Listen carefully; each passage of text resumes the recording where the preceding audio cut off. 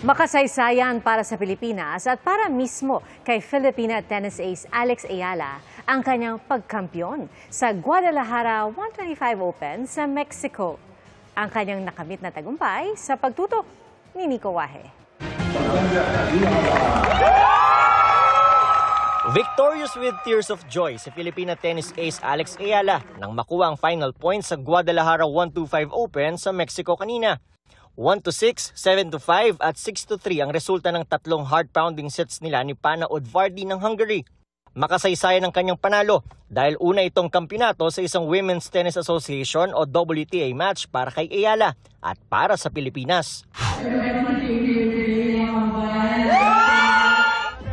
Ipinagbunyi rin ng mga Pilipino ang panalo ni Ayala, gaya ni Pangulong Bongbong Marcos na nagpaabot ng kanyang congratulatory message. Ayon sa Pangulo, ang tagumpay ni Ayala ay tagumpay ng buong bansa.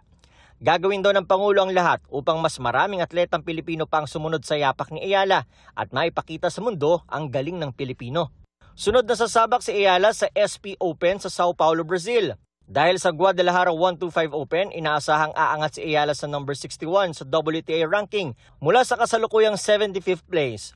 Para sa GMA Integrated News, Nico Wahe, nakatutok 24 oras.